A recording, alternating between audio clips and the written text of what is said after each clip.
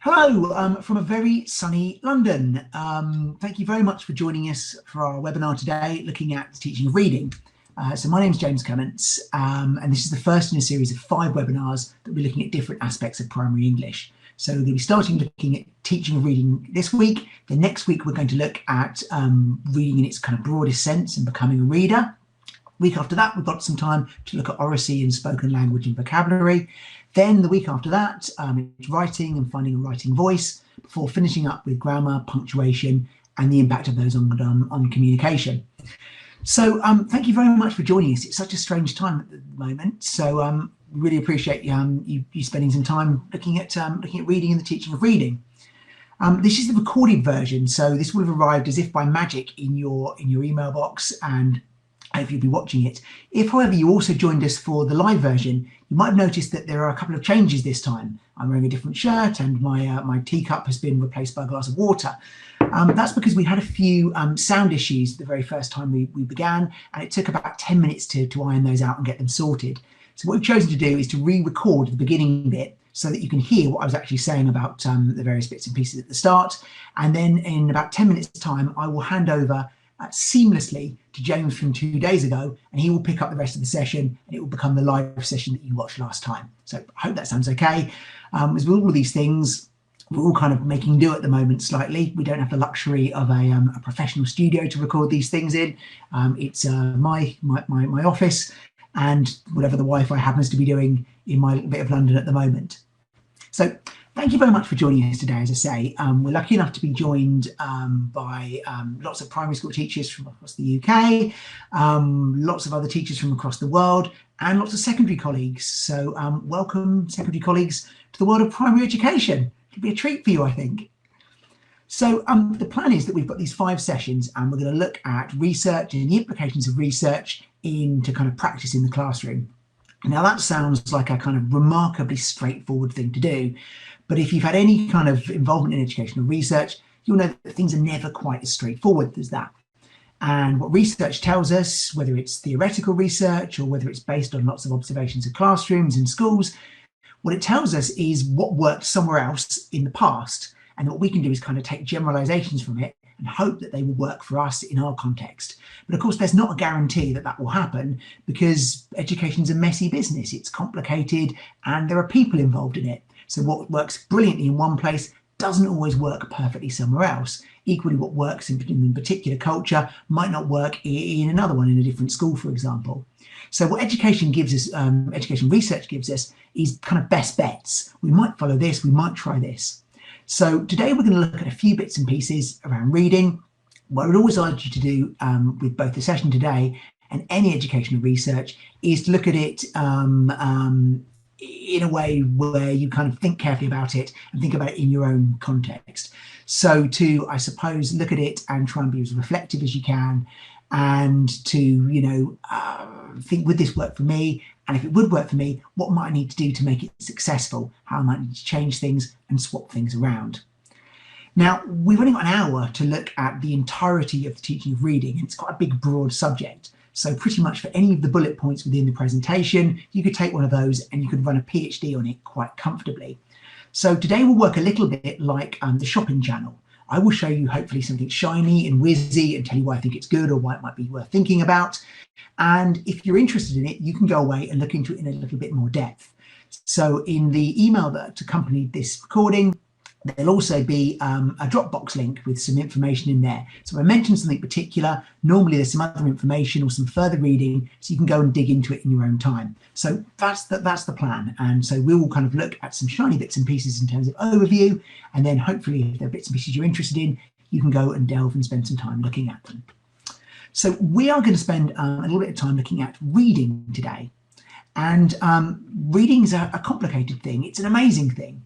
And if you think about it and think about how complicated it is, it's almost impossible to think that we should be able to do it. It's a relatively new invention. So reading has been around for about 6,000 years, which is, you know, the blink of an eye in terms of evolutionary terms. And reading is interesting because it relies on lots and lots of parts of the brain all working together. There are lots of ways we can think about reading, but if we're thinking about it in terms of what our brains are doing when we read, when we're looking at text on a screen or on a page, and transforming those into ideas and into meaning, there are lots of bits, different kind of systems that are involved. So first of all, there's vision. We have to be able to move our eyes and follow things and focus on whatever it is we're looking at. So that's a whole part of the brain. Then we've also got another part to do with language. So taking these little squiggles and turning them into the language that we use to communicate. Then there's another whole big cognitive circuit churning away, which involves our memory, being able to match words to the meaning of words, ideas to ideas, and so on. Also, as we read, we have to generate hypotheses. So we have to look and think carefully and think, oh, well, what's happening here? I recognize that, I've got to fill in a little gap, and so on and so on. And there's lots of decision making as well. So reading is a kind of brain-based activity. So we can think about reading scientifically as a kind of product of these different brain functions. But clearly, as English teachers, reading is much, much more than that. You know, reading is a deeply human activity. And as well as kind of functions of our brain, it depends on emotion, it depends on empathy, it depends on humanity. So reading allows us to kind of listen to the thoughts of someone who is a long way away from us, whether that's a long distance geographically, whether that's a long way away through time, or whether that's just somebody else's very, very different experiences of the world. And what reading lets us do is kind of take their thoughts directly from their heads and pop them into our own brain. It's this kind of incredible form of telepathy. So we're juggling all sorts of brilliant things. So what we must always remember is that there's a scientific aspect to reading, but also there's a deeply human aspect as well. And we don't want to lose sight of that when we're thinking about the teaching of reading. So reading is this complicated thing, and lots of researchers have gone away and tried to find a model which captures, in a way that can be communicated, what we do when we read and how to think about reading. And there are lots of different kind of useful models for different things. In education at the moment, one of the dominant ones we have, one of the ones that's most kind of thought about and most often used and invoked, is what's called the simple view of reading. And you might well come across this before. So this was developed by Goff and Tungner in 1986. And it basically envisages reading as being these two kind of separate, interlinked processes that depend on one another. So the first was what they call decoding, which has come to be called visual word recognition. And this is basically just getting the squiggles off of the page into our heads. And that's one kind of system, one thing we have to do. The other thing which adds along with that to make fluent reading is a product of both of them working together is language comprehension. So once we've got these squiggles off our head, it's understanding language itself. So that might be the words that we've taken from the page, but it might be more broadly the words that people say to us. It might be things that we see, conversations and dialogue, and so on.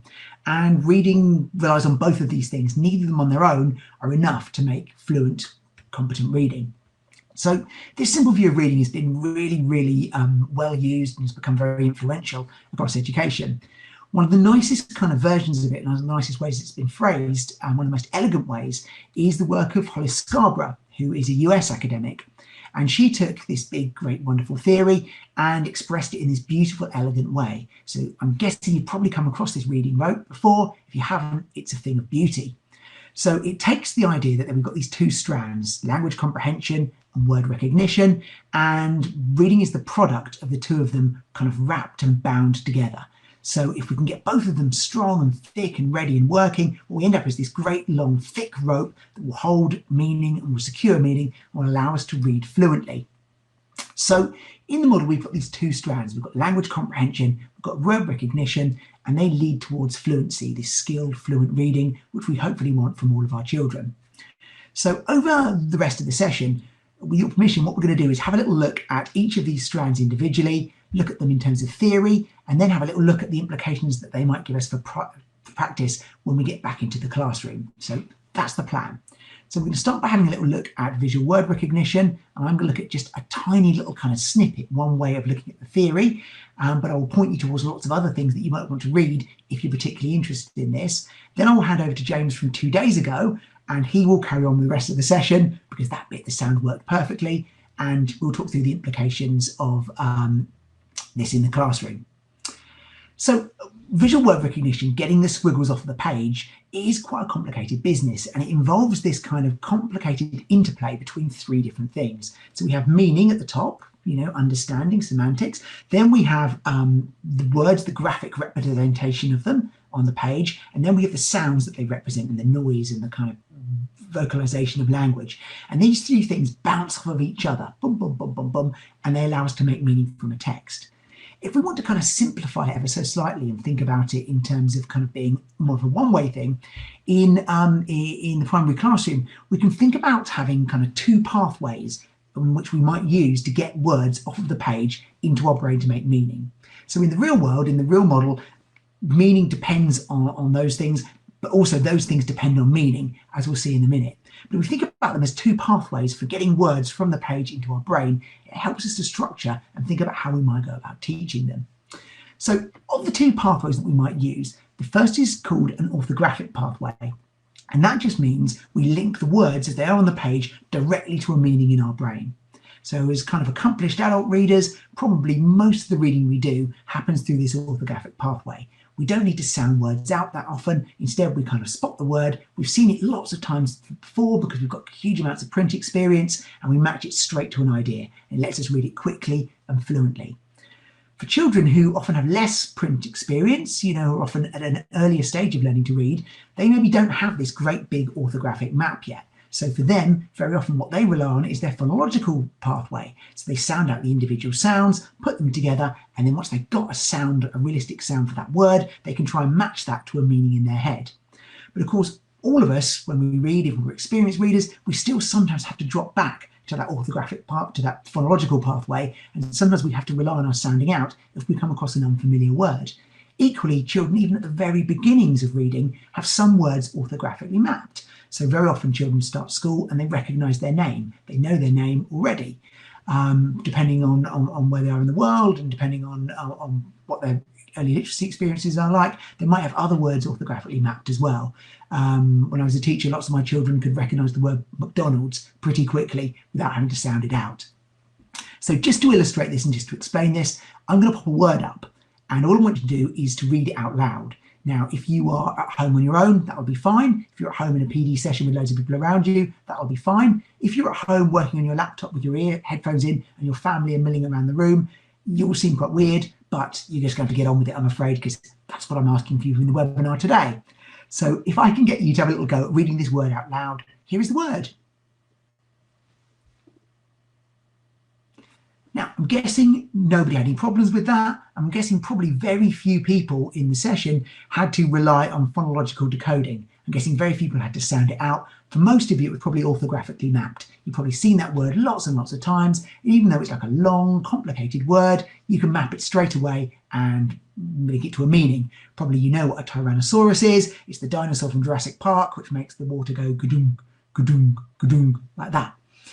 If I pop up another dinosaur, maybe you can have a go at reading this one out loud, okay? So here we go, this is the next one. Now, I don't know, some of you might have that word orthographically mapped. You might be able to read it really clearly. Maybe you're the parent of a 5-year-old boy and come across that word every single day. It's the word micropachycephalosaurus, and that's another kind of dinosaur. So hopefully what that illustrates is if we come across a less familiar word, even as accomplished readers, we have to go back and sometimes rely on our phonological decoding to get that word from the page and then try and make meaning from it. And if you've got less print experience, you recognise less words fluently, the more and more you're going to have to rely on that phonological decoding. English, if we're learning to read through that kind of phonological route, it presents a few kind of extra problems which aren't always there in other languages. So we'll just quickly have a quick look at this. This is because English has what's called a deep orthography. So it means that we don't always have just one set of letters or letter that represents one sound in the English. Actually, there are often kind of lots of multiple ways of representing a particular sound. And that's for a few different reasons. The first is because the pronunciation in English often has changed over time, but the spelling of a word necessarily hasn't changed. So in words like to or night, we pronounce them differently now than we used to pronounce them in the past. So once upon a time, we would have pronounced the K in night or the W in two, and we would have said 1, 2, 3, and sounded like an owl when we did it. And we sort of see this W there. It's a hangover from when it was pronounced once upon a time. And we see it in lots of words that share a root with two. So things like 20 or tweezers or twin. The W is still there, even though we don't pronounce it in this word. The other reason for this deep orthography is because we borrow lots of words wholesale from other languages in English. So I think English borrows from about 300 languages from across the world. If you take a word like chef, you have the CH making the sh sound, representing the sh sound. And more typically in English, we might expect that to be an S and an H to make a sh sound. But because we borrowed it from French, we keep the French orthography, even though we and keep the pronunciation as well. So it gives it this kind of extra layer of challenge. And it's not a difficult challenge because English is still a lot more regular than you might expect, but it just makes things slightly trickier. The other thing we need to talk about is this idea that sometimes there's this idea that word reading leads to comprehension. It leads to meaning. So once you can get the squiggles off of the page, then you map them to your meaning, then you understand what they mean. But actually, as we've said already, there's this constant two-way process between meaning and taking the squiggles from the page. And we see that sometimes in words which can be pronounced in more than one way. So if you look at a word like conflict, we could say it as conflict. We could also read it as conflict. If we look at entrance, we could also read it as entrance. And it depends on what it's doing in the word as to how we actually say it. It depends on its meaning. So in this case, we can't confidently word read this word accurately until we know what it's doing in context. We know what it's doing in the sentence or in the text or in the conversation that we're having.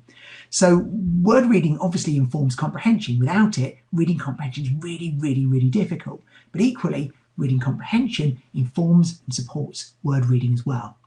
So we're going to kind of pause that little bit there, and in a second I'm going to hand over to James from 2 days ago, who's going to talk to you some of the implications for this stuff. Now that is a kind of race through whistle-stop tour. If you're interested in some of these bits and pieces, then in the Dropbox folder that comes along with this recording, there are lots of bits and pieces to have a little look at. Also at the end of this presentation, there are some nice books around this if you're particularly interested in this area. So I shall say goodbye and I shall hand over to James from the past. Thank you. So we'll just look at some very quick implications. Of all the bits of reading, this is probably the least kind of complicated, especially for teachers here in the UK. So here are a few little implications for what we might do based on what we seem to know and what the research seems to tell us. So the first is that it seems like a really good idea to front load the teaching of discrete word reading. So to get children very good at phonologically decoding, because if we can get them to do that, it means that that stuff becomes automatic, and then they're ready to go on and to read for meaning, to read fluently, and so on and so on. Within English, there are some words that are, perhaps don't always lend themselves to being read in a way that's concurrent at the moment with children's own level of decoding. So these have lots and lots of different names. I've said here high frequency words with a question mark. The reason I've put the question mark is because possibly they are contested in the way that we talk about them and whether we teach them, but also how we might go about them, but even what we call them. So these words tend to get called lots of different things depending on the program or depending on how you go about teaching things. Sometimes they're called high frequency words because they crop up quite a lot in the English language. Sometimes they're called common exception words because people say, oh, well, they're an exception to the way that phonics works. And sometimes they're called tricky words because they're tricky. I quite like the term high frequency words because undeniably they are of high frequency in English. Common exception words presents a problem because often they're not really that much of an exception. Let's take a word like said, for example. It's certainly trickier than a word like sat, but also it's still a fairly straightforward word in English. If we have a little look at it, well, we've got two phonemes, there we are, that are entirely straightforward. We would have learned the s sound and a d sound. And then we've got the difficult bit in the middle, which is the A and the I, which are representing an E in my London accent. As my family from Yorkshire are keen to point out, it doesn't actually make that sound. It makes a said sound anyway, so it makes perfect sense. So if you're learning to read in a northern accent, phonics makes far more sense than it does if you're from London like me. But having a little look at this, still, if we're teaching it to children, we can still say, well, look, this kind of matches with most of the stuff we know. Here we've got a S and a D sound, and we've got a little bit here where the A and the I are representing an E. So we can learn that quickly and hopefully move on. So of all the pieces of kind of phonetics and word reading teaching, the teaching of high frequency words seems to be one of the things that's most contested and most argued about. And those of us in the classroom, we just get on with the sensible business of just kind of whizzing through, regardless of theory, we can recognize that actually this isn't that far against phonics, and actually it's a really useful thing, because what we can do is front load it, bump these things up, and once you've got the word said, you're in a pretty good position. The other big thing I think that's really important when we think about the implications for discrete word reading teaching is that although we might teach teaching word reading in isolation from everything else, actually what we want to do is always be making links between word reading and meaning. And those two things serve each other. Phonics is a brilliant thing. Discrete word reading teaching is a brilliant thing, but it only exists if it helps children to be better at reading texts and books and real things. It in itself isn't a goal, isn't a useful thing. It's a stepping stone to what we want, which is children being accomplished and very strong readers. So let's have a little look at a wonderful text. This is a retelling of Chicken Licken. So you'll probably be aware of the story of Chicken Licken. Chicken Licken sets off and is enjoying himself one day when something falls on his head, and it's a nut, but he decides it must be the sky falling on his head. Now, we've got a phonetically decodable book here for early readers, so it's not the sky, it's the sun, because that's far easier to read. So what we have here is a tock as the nut lands on his head, and the lovely decodable, ow, the sun fell on me. Now, tock, ow, the sun fell on me isn't enough to make meaning. If we took that out of the context of the book, it could mean almost anything. Here, as a reader, we have to read the text and we read the words, but we also read lots of other things going on the page. We read the pictures, we read the image, and we take a link from this to what we know already about whether the sun can fall out of the sky and the fact that the nut's there but he's not looking at it, and all these different things. So word reading is really important on its own, but it always works much better when it's embedded within a real text, when you've got a reason to do it, and you can see the point of why it might be worth learning all this magical, wonderful stuff. Unbreaking the code is useful because the code gives you ideas, it entertains you, it's exciting, and it's brilliant. The other big things that are really useful in terms of here is time and space to practice. So teaching the individual little bits of word reading, the individual phoneme, grapheme correspondences needs lots and lots of practice, but also it needs lots of practice in the real world. We can sequentially think about how we teach something, and we can break it down into nice, neat, manageable steps. That's what we can organise in terms of teaching, but it's very difficult to do that in terms of learning, because actually when children learn something, they learn it in a far, far messier way. Now that's a useful thing here, because once we get children started making the ideas of blending and segmenting, of working their way around the alphabetic code, then through their own reading and through words and things they come across in real world, they begin to teach themselves. There's a whole big theory, a big structure in educational research that says that all the stuff we can teach them is really, really useful, but lots and lots of the teaching that children do around word reading especially happens automatically from them learning one things and then solving little puzzles and sorting things out as they go. So the more time and the more energy we can give them to build up that print experience, the more likely they are to become really good and really strong readers. The next thing to think about is that this stuff is useful, and we will want two types of resources that help us out.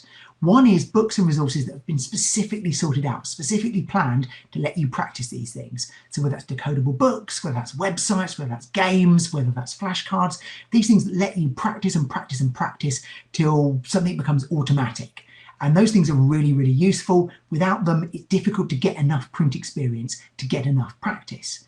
But the other thing that's really useful is when you get to see them in the real world. If you've learnt a few particular signs and then a few particular GPCs, for example, and then you see a sign when you're walking home from school and you spot them, that can be wonderful. Or you come across the ooh sound that you're learning about in your phonics sessions and you spot it in a real book or in the real world. That can be a really wonderful, motivating thing. We see why this stuff matters and why it might be useful. So I'll very quickly just introduce you to one really simple thing, which is a lovely website for going and having a look at these things. This is a website called Bookshare Time. It's wonderful. It's organised by an Australian speech therapist. And you can search, it's a great big database of books. You can search it for all sorts of different things. So one of the things you can search it for is speech sounds, what we would call grapheme phoneme correspondences in the UK. And so if you're teaching the OO sound, for example, represented with the double O, you can have a little look here and it will throw up a great long list of books that are real books rather than decodable books that let you practice that particular sound. So you get this glorious, wonderful thing where you can teach them using the whole class teaching or whether you're small group teaching. We can practice it in a decodable book, and then just by accident during the story time, there is a book where we get to see that brought to life. And that's a wonderful, brilliant, glorious, useful thing. So in the Dropbox, I will send you lots and lots of other bits and pieces that unpick this business of how we might go about looking at word recognition and decoding in the classroom. But that's a kind of very quick overview before we look at some other bits and pieces. So even though word reading and decoding seems to be the thing that's most argued about in education and people genuinely fight wars about it, actually in English schools it's probably one of the least contested things and one of the things that works the most simply, I suppose. The next strand we're going to look at is far less contested by academics and in universities, but actually is a far more complicated thing to get right and to teach, and that is language comprehension. So language comprehension isn't just the text that we read, that's reading comprehension. Language comprehension is about the things that we hear, the things that we speak, the things that we watch, the things that we see. So it's a much broader area than just reading comprehension. But reading comprehension depends on it. And if we can get the scribbles from the page and we can understand them in terms of language, then we're a fluent reader. Then we can begin to read. So the first thing I would say about language comprehension, if I was thinking about this, or if you're going to do this, take this away and share it with teachers back at school, is that there isn't really a session in the school day or in the timetable called reading comprehension. Sometimes we find that there is, and schools set it up so that after break we do reading comprehension. One of my favourite books about reading comprehension is this. It's called Guiding Readers Layers of Meaning. And this is what they say in the introduction about language comprehension.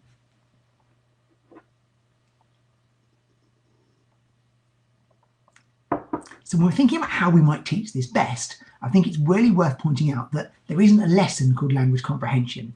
Instead, what there is a set of strategies, a set of ways that we can think about comprehension that support children to make meaning, to understand a text. So comprehension is the outcome, it's the thing we're aiming for, and it's a mixture of language comprehension and word reading. It's not a thing in itself. The second thing I would think would be a really important thing for teachers and for children and for students at secondary to understand is what it is that we do when we comprehend, when we make meaning from language. And when we're taking meaning from a text, whether it's one that someone reads to us or whether it's one that we read ourselves, what we do really is we take this new information that sits there in a text and we lift it out and we match it with what we know about already. So we build a mental model. We build this kind of picture of the text. And once we've got this picture of the text with what's happening in it, linked to everything that we know about already, then we can start asking ourselves questions and thinking deeply about what's happening in the text. So to give you a little example of that, if I pop a text up, all we do is have a little read of it and then just decide what's going on, what's the text about. So this one's about a particular animal. I'll let you have a little read and see if you can work out what the animal is.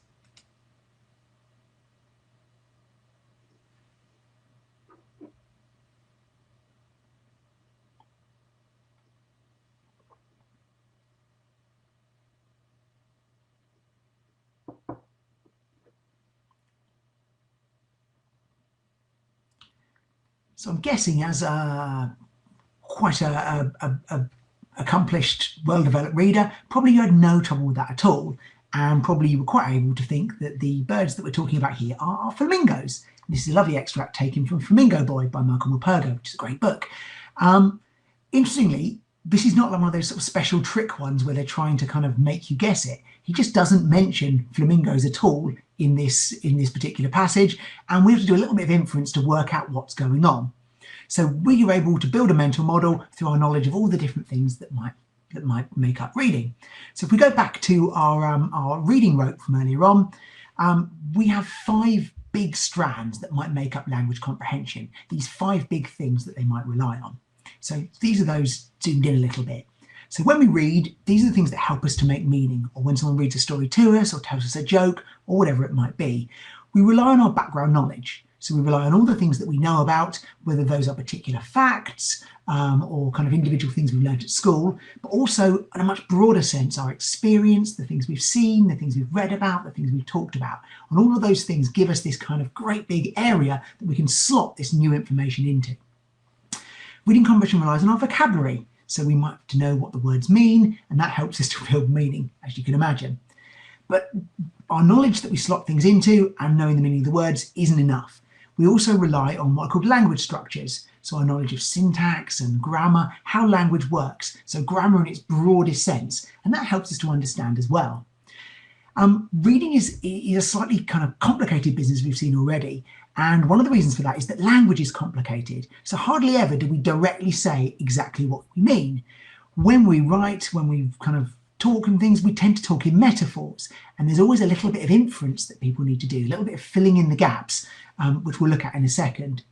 And then the other thing that's really useful when we come to make meaning from a text is our literacy knowledge. So our understanding of what kind of text we're reading, and our expectations for a story might be very different from a newspaper. And because of them, we go into kind of a piece of reading with expectations. If something isn't quite how we expect it to be, it enables us to see if we haven't understood something. So having a little look at these, going back to our flamingos, probably you were able to make meaning from this based on a mixture of vocabulary and background knowledge. You probably didn't need to rely on many of the other strands. So probably had a little look at the text and were able to pull out just some keywords or some key ideas. Maybe this idea of curved bills or pinkness, stick-like legs, the fact they're standing on one leg, and all of those kind of ideas and those words represent, kind of match with something from your background knowledge. As experienced readers, what you were probably able to do is to concentrate on just those specific little things and not get waylaid with some of the other complicated vocab that Michael Morpurgo uses here. But I bet you can think of children and students that you teach who might A, struggle with the word reading, so getting to comprehension is too difficult because they're still labouring to sound out fluently various bits and pieces, or they might get caught up on the words that are unfamiliar. And this text has got quite a lot of potentially unfamiliar words, so the vocabulary is quite tricky. But what the vocabulary doesn't do here, I don't think anyway, is it doesn't mask that simple, big, broad mental model. We can still work out roughly what's going on, even if the vocabulary is challenging, even if it's tricky. So here, a combination of vocabulary knowledge and background knowledge probably is enough for us to build a nice, robust mental model.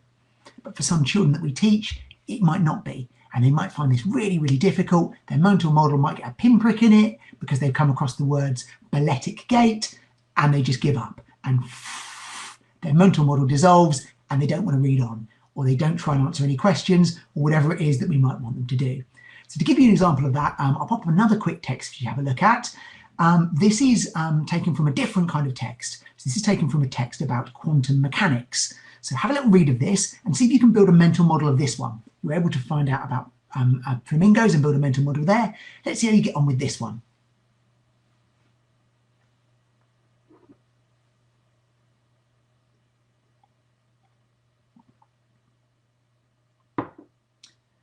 I shall interrupt you while you're reading, and you can carry on reading and carry on enjoying this wonderful and scintillating text. Probably you have no problems understanding it at all, but I do. I find it quite difficult. And it's not the words that I'm finding difficult. There are lots of tricky words in there, but I think I know what they mean. I know what thermodynamic means, and I know what irreversible means, and I know what an interaction is. But because I don't have that background knowledge, I don't have that domain knowledge about quantum physics and quantum mechanics, I don't have anything to take those words and slot them into. There are concepts and ideas in there that I just don't understand. So, for example, I don't know what an eigenstate is. I know what classical means and I know what environment means, but I don't know what a classical environment is when we come to quantum mechanics. So sometimes when our children are presented with a text, the challenge isn't the text itself. The words in the text and the way they're written might be okay. The difficulty is the stuff that surrounds it, the background knowledge, the stuff that gets in the way. So anything that we do around vocabulary teaching and comprehension teaching has also got to look at the wider picture, has got to look at background knowledge and our understanding of things as well. So the next thing that we can rely on is this idea of language structures. So how we think about language and how that works. And again, this can be potentially a tricky thing, because language is not always kind of entirely transparent. So let's have a look at this first one. So one way that language structures can help us is they can help us to navigate an unfamiliar word. So here's a little example about Captain Timms. Captain Timms ignored the subderisorious laughter and continued to explain his plans. Now, for some readers, they will come across the word subderisorious, which you know, I'm sure means kind of gently mocking, and they'll give up because it's too difficult. We don't understand it. But if we're someone with lots of print experience and lots of confidence, we can think, well, look, there's a word here, it's unfamiliar, but it's an adjective probably. It's just describing the laughter. Captain Timms ignored the something laughter and carried on explaining his plans. I can still build this mental model even though I don't understand what the word means. So this kind of implicit understanding of grammar and how language works lets us navigate through things that might be tricky or might be complicated. The other opportunities we have with language structures is the fact that these little tiny common words, sometimes called grammatical words, they carry so much of the meaning in English. So we often would get kind of caught up in these big, broad vocabulary words, subderisorious. Oh my goodness, we must learn what that means. But actually, it's just little tiny words, it's determiners, it's modal verbs, it's things like that that carry lots of the meaning. So have a little look here. So here's two sentences. Some berries are poisonous. Those berries are poisonous. All we've done there is change one little grammatical word. We've just changed the determiner. But of course, it makes such a difference to the meaning of the sentence. Knowing that some berries are poisonous, that's quite important. Knowing that those berries are poisonous, well, that's really important, especially if those are the berries that you've just eaten. So picking up some of these bits and pieces and understanding these things are something we can teach directly, but often they just come through print experience. They come from reading lots and lots and lots, talking lots and lots, speaking lots and lots, and we build this kind of knowledge of what different determiners do, what some does, what those does. So that's one thing. Then the other thing, which again, as I say, adds a particular challenge, is this idea of us not using language in a straightforward way. We often talk in metaphors, we often kind of talk in slightly complicated ways, and things need some work. So even if we understand all the words, we still have to understand what those words represent. So here's an example from an absolutely wonderful book. So this is The Lie Tree by Frances Hardinge. You might know this book. If you haven't, I couldn't recommend it more highly. And here she uses a really lovely metaphor. So the protagonist in there lives in a kind of sort of pseudo-Victorian world, and she's talking about the role of women in the world that she lives in. And this is what she says about them.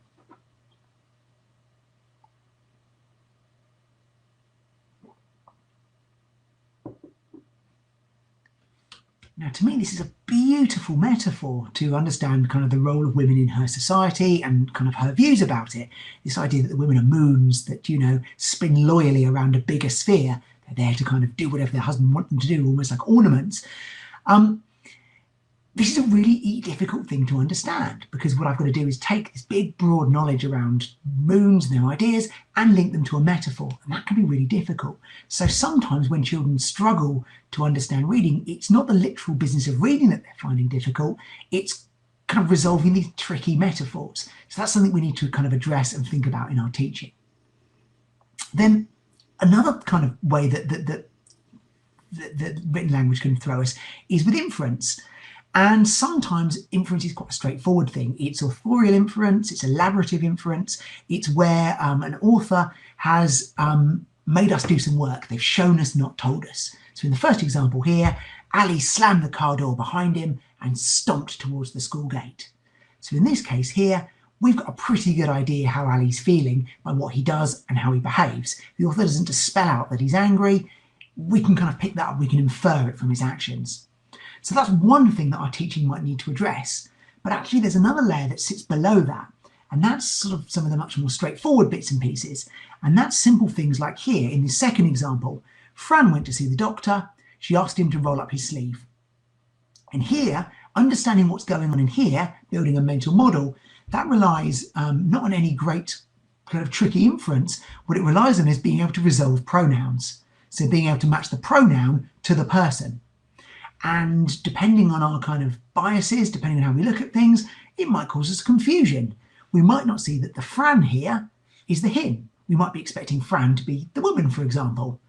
And possibly if we come in, with a particular view, we might not be expecting the doctor to be the she.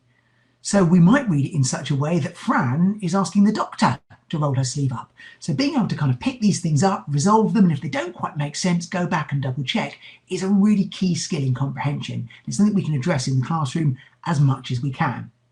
So in terms of kind of how we might practically go away about looking at these different things, looking at how comprehension works and how we might look at the implications for the classroom, there are a few things we might think about.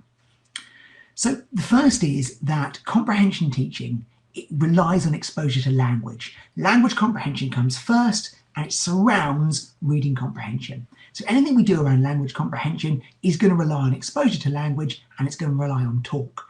So before we even get onto reading comprehension, there'll be lots and lots of listening comprehension, lots of language comprehension that children have that gives them this big reservoir of language to draw on when they're ready to come on and to read. So it means that we can keep that chipping over in the classroom by making sure we've got lots and lots of talk and spoken language activities. And we're lucky because we've got, in 2 weeks' time, a whole session looking at that. So we'll leave that until then, we've got time to look at it. The second lesson that we have, whether we're teaching primary or secondary, whoever we're teaching, is that probably good comprehension teaching is going to involve lots and lots of an adult reading aloud. Because when children are reading themselves, there is a limit to what they can read, there's a limit to their fluency, perhaps to their decoding, there is a limit to their reading stamina. But by reading aloud to them, we can present them with language models that are much bigger, much broader than they would be able to read on their own. And we can kind of stop and pause and model and so on. The second thing that's really important to really good comprehension teaching is lots and lots of modelling. And we would model in lots and lots of different ways. The first would be really simply by thinking aloud.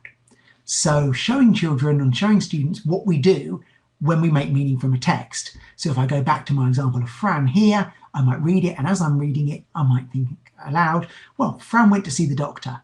She asked him to roll up her sleeve. Well, Fran asked the doctor to roll up her sleeve. That doesn't sound right. Unless, of course, Fran is the him, because it can be a man's name, can't it? So Fran was asked by the doctor, the she, of course. So the doctor asked Fran to roll up his sleeve. So this process of thinking aloud and sort of demonstrating how we make meaning is a really crucial and really key way. Now, we don't want to do it all the time when we're reading to children or listening to them read, because it would slow down reading and would drive us mad. But just sometimes, making it really clear what we're doing and how we behave as an accomplished reader can be a really useful thing for children. The second thing is how we use questions and how we use those to work through and think about things. And again, those can be really useful. We'll look again at questions in week 3 in session 3, but broadly speaking, these are some things we might want to think about. So the first is thinking about the balance between closed, little short, snippy questions and these big, broad, open questions. Now, sometimes this is idea that opening questions are good and short, closed, focused questions are not so good. I would argue that it depends how you use them. And open-ended questions are great for inquiry, they're great for getting us thinking and sparking dialogue, but actually the closed, focused questions are great for kind of, like a scalpel, pulling text apart and checking meaning and looking at things really closely. Probably what's more important is not just the balance of closed and open-ended questions, but making sure the questions we ask are authentic. So authentic questions are ones that we don't know the meaning to. So if we go into our wonderful text and we ask straight away, what does Frances Hardinge compare the women in the book to? We know the answer already, we're just checking that they know. An authentic question might be, well, she compares them to moons. Why do you think she does that? Or do you think that's a good comparison based on what we know from reading the rest of the book? So these authentic questions, we're interested in what they want to know. That's a key driver for really good discussion and book talk, which leads hopefully to good comprehension. Then the other thing we can do is we can ask statements. So we can suggest statements. So rather than saying, is this this or is this this, we can say, I think this. Do you agree? And then we have this wonderful thing that we can defend, we can discuss, we can debate around. So we'll look at these more in week 3, but these are really useful things to having a little think about now. The next thing, I suppose, is when we structure across the classroom and we look at kind of whatever provision we have for comprehension teaching, what it is that drives it. Is it a set of skills or a set of competencies? I would suggest that a really nice frame is those 5 things that we take from the simple view of reading model. So if we can build our comprehension teaching around background knowledge and vocabulary, language structures, verbal reasoning and literacy knowledge, we've got a really nice model for thinking about what it is to make meaning from a text. However, what we've got to be really careful to do is not to oversimplify it, but to embrace the fact that comprehension is at its heart a really messy process. And just as when we looked at the flamingos earlier on, all of us would have used different phrases, different words, different bits of background knowledge. Our experience of looking at a flamingo and the picture we have in our head would be very different. So comprehension is a really, really messy process. And sometimes as teachers, we're tempted to plan it in a very simplistic, very straightforward way. And that's something we should always try and avoid. So take this, for example, we've got 5 different strands. It might be really, really tempting to take those 5 strands and to dish them out across the different days. We could do a session on background knowledge on Monday, Tuesday we could look at vocabulary, and so on and so on. I would argue that perhaps that is not the approach, and then that might be, a little bit too simplistic for how we go around reading. So what we might want instead is a really rich, wonderful, really deep text, and then what we might want to do instead is to take that text and to play around with it and think about it and use it and to have the chance to apply it based on kind of, what the text delivers. If it gives us opportunities for background knowledge, if it gives us opportunities for vocabulary, great, we can use those. If there are interesting language structures, we can explore those. Now, that needs quite a skillful teacher. That needs a teacher that knows the text and understands what these things mean and what they might look like. But it's worth persevering with, because ultimately we'll get something much better from that than if we have a simplified model that people are kind of just delivering or explaining. So if we have another look at a quick text here we've got a wonderful text. This is taken from a retelling by Jodie McCaughrean of Moby Dick.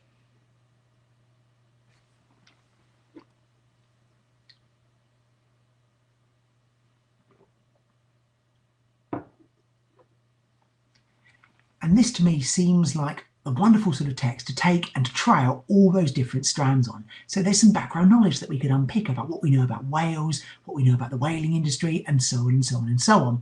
There's lots of tricky vocab in there, whether it's, words like gaping, or whether it's the images that the text throws up. But for me here, what we have is an opportunity to explore metaphor, to think about the kind of rich deepness of language and the way that she plays around with those things. So we get this really lovely primary school simile. There's a whale in the sea as white as a ghost. And all the children in the class are thinking about a ghost covered in a sheet that's bright white. But then she doesn't leave it there. She says, as white as a ghost, and it haunts me. So we have this wonderful kind of double comparison where a whale is as white as a ghost, but also it fills the same role as a ghost. It haunts her, it haunts him in the story. So from picking a text like this, we have loads of opportunities to teach comprehension in this big, broad, interconnected way, rather than kind of doing something that's a little bit more simplistic.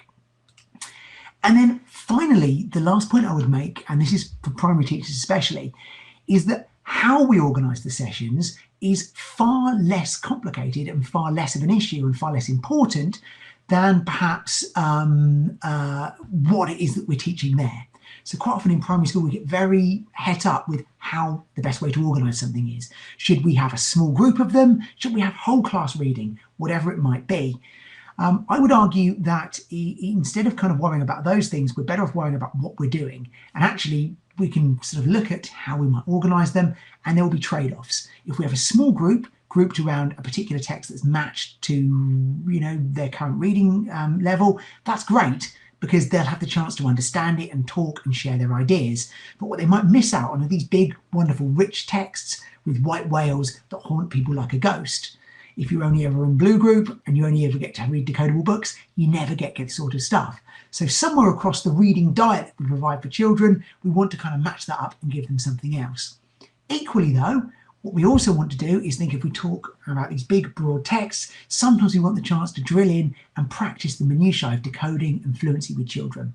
So these things, wherever they sit on the curriculum, need to be thought out. We need to work out why they're doing whatever it is they're doing. And they might happen in standalone sessions, or they might happen quite happily in English lessons. The final thing I would say is that we need to allow for the fact that some of these will take place really happily at home, and the home environment is a really useful place for supporting these things, for people reading aloud to children, for listening to children read, for their own independent reading. But we can never really rely on these things. And actually, they can be potentially quite tricky. Some children will get them at home, some won't get them at home. Some will get 20 minutes of silent reading and then they're allowed back on their iPads. And that's very different from the deep kind of involved reading that maybe we want them to have in school. So we can suggest that the home environment will be really, really supportive, but we can't ever rely on it. We've got to make sure that whatever we're doing will be helpful and will be useful and will hit all of those strands of comprehension. And then finally, very quickly, is one that we can kind of whiz through.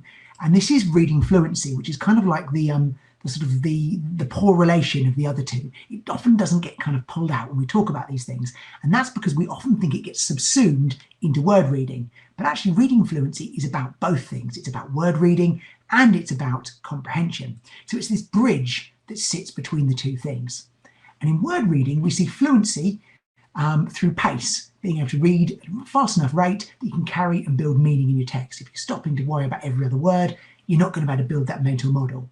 We see it in accuracy. So will people be able to read the words that are actually there, or do they just read the words that they think are there? And we see it in automaticity. Okay, struggling with the word reading there. So can they read things automatically, or do they need to stop to sound things out, like ironically I did with that word? But we also see fluency within language comprehension. So we see these big prosodic elements. So these are to do with how we read them aloud and how we capture the meaning in the way that we read. So where we put the stress on particular words or particular parts of words, how we vary the pace and we speak slowly to build this sense of suspense, or we go fast when there's a moment of action, the volume up and down, and our intonation.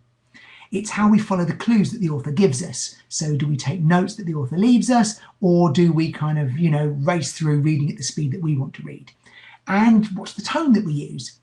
So do we read some terrible, somber, sad death poem in a really jolly, upbeat, lively tone? It might be beautifully read, but if we don't get the tone right, we probably are not a fluent reader. So in terms of kind of implications for these things, there are a few things that we can do in the class that are likely to be really useful. So the first is to build in opportunities for children to listen to skilled readers. So whether it's us reading aloud to them, giving this model for fluent reading, whether it's pairing them up so they have the chance to listen to somebody else read aloud, or work together to prepare something to read it as beautifully as they can, or whether it's listening to audiobooks or storyteller videos or whatever it might be. Those can be really, really useful things, and building in as many opportunities as we can for those, even if reading a story to them seems a little bit fluffy, even right into secondary school, it gives them that model for fluent reading, which without, they just won't have that internal voice of what it sounds like. In terms of kind of opportunities for children to practice themselves, these are worth carving some curriculum time for as well. Things like rereading. So we often have this thing where we want to march through the text as quickly as we can, but reading a text once is great, reading it 2, 3, 4 times and coming back so we're more fluent, we're more automatic, we can kind of explore different ways of reading it, are a really useful way of building fluent reading. The curriculum itself will lend itself to particular points. So there will be things like play scripts or performance poetry where, reading fluently, reading aloud is what we're trying to do there. But quite often they're quite sporadic and we only do them every so often. So probably what we want is a few kind of little things in our toolbox that mean that when we're reading a piece of prose, when we're reading a story or a non-fiction text, we can just stop and just spend 10 or 15 minutes building and practicing fluency. So there are a few strategies that we can use. One is one called echo reading. So we're going to have a look at a lovely little text. This is East of Wind, East of the Sun, West of the Moon, really lovely traditional tale. And so echo reading is a really simple thing. It's where an accomplished or well-developed reader reads aloud and then someone else kind of echoes their words and their intonation and their tone and their pace and reads it back in the same way. So we might come across the bit here where we have the tapping, and a child who's first learning to read might say tap, tap, tap. There at the farmhouse door stood a big white bear. And we might play around with some different ways. We might have a tap, tap, tap, and ask us to repeat that back in the same way. Or we might try speeding it up, tap, tap, tap, and see how that sounds. So we can play around and we show them the possibilities. They echo them back. So it's not them doing the heavy lifting, it's us doing the heavy lifting, and we're giving them a little voice for it. In choral reading, that's where we all have a go at reading together. And it might be that we all start together and finish together. It might be that one person reads one bit and everyone joins in and repeats what they say. But what we do is we have this thing where we're all reading in unison at some point. And reading and fluency is a personal thing. It can be a tricky thing. So what it gives us here is an opportunity for children's voice to be lost in the crowd. And if you're someone that doesn't want to read on your own out loud, you have this chance to read out loud with everybody else. And that can be a really useful thing. Also, if you're interested in this text, by the way, it's lovely. And it also comes with a storyteller video. So if you want a lovely model for kind of expressive reading, you can have a little click on this, follow this link in the presentation, and it takes you to that as well. So finally, we're going to look very quickly at just some little kind of individual bits and pieces, some little stealable games and play that can be quite useful. So there are lots of things we can do to practice fluency in the odd 5 minutes, 10 minutes as a starter, whatever that might be. One that's lovely is punctuation play. So playing with punctuation, what we do is we give the children something that on its own doesn't mean anything, and we play around with the punctuation, let them have a go at punctuating in any old way, and then we read for punctuation rather than meaning for the text. So you can do this with the word custard, custard, custard, custard, custard, custard, loads of times on a piece of paper, or the numbers from 1 to 10, or the alphabet, or whatever it might be. I quite like doing it with the names of children in a class. That seems to work quite nicely. So here's one of my old classes, and if you let them have a go at punctuating it, and then get them to read each other's names as it might be sounded with the punctuation. So here we have Reuben, Kane, Ali, Emily, Ahmed, Alice, Sam, Sancha, Paris, Zoe, Sean, and so on and so on and so on. Children love this more than anything in the world, and they love putting their own punctuation in so that they can make sure they get to express loudly their friends' names. So it's a little 5-minute activity. It's great for just getting them to take notice of punctuation, for building that bit of fluency.